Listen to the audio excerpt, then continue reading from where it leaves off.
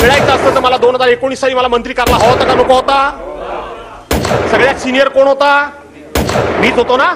पूर्वी शरद पवार साहेबांनी मला मंत्री केलाच होता ना.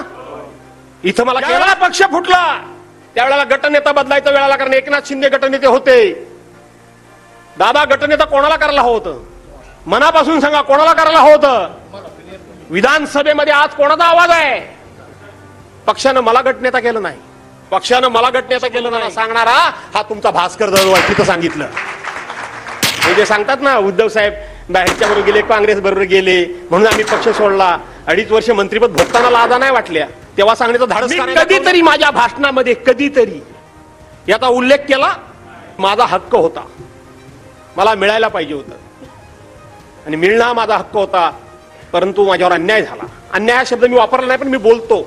पण गट नेता केलं नाही म्हणून मी कधी भाष्य केलं, कधी तोंड उघडलं, कधी नाराजी व्यक्त केली, कधी सभागृहामध्ये संघर्ष करायचा थांबवला काय संघर्ष करायचा? त्यांच्या विरोधात बोलायचं थांबवलं? मला केला नाही. 20 तारखेला मतदान झालं. 20 तारखेला मी रेल्वेतून इथं आलो. 21 तारखेला हे सगळे गुवाहाटीला काय ते सुरतला गेले आणि गोवाटला गेले. किशोर मी इथंच होतो. त्या दिवशी आपली मिटिंग होती, इथंच होती. आणि मला उद्धव साहेबांचा फोन आला, आपल्या कार्यालयाच्या समोर तुम्हाला ताबडतोब मुंबईला यायला पाहिजे. पहिल्या टप्प्यातले 17-18 आमदार फक्त गेले होते, बाकी सगळे आमदार तिथे उपस्थित होते.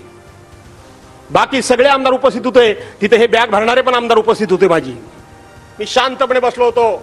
तुम्हाला अभिमान वाटेल मी पुढचं वाक्य सांगितलं की, आणि तो वाटायलाच हवा. आणि त्यांचा आग्रह होता की आपण बीजेपीकडे जाऊ, अमुक करू तमुक करू. त्यांना ते काय बोलायचं ते बोलत होते.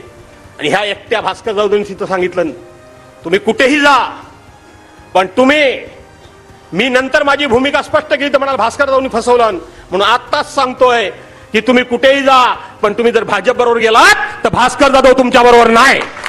की तुम्ही भाजप बरोबर आपल्या काँग्रेस राष्ट्रवादी बरोबर सरकार करणार असाल तर आम्ही तुमच्या मंत्रिमंडळात येणार नाही. ते धाडस तुमच्या भास्कर जाधवनी दाखवलं.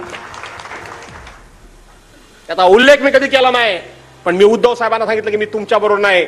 आणि उद्धव साहेबांची एका सेकंदात नव्हे एका क्षणात प्रतिक्रिया आली की सगळे गेले तरी चालतील, आपण दोघांनी राहायचं. नमस्कार, मराठी माती या यूट्यूब चॅनलमध्ये आपलं सर्वांचं स्वागत आहे. राजकीय बातम्यांचा आढावा घेण्यासाठी आपल्या चॅनलला नक्कीच सबस्क्राईब करा. धन्यवाद.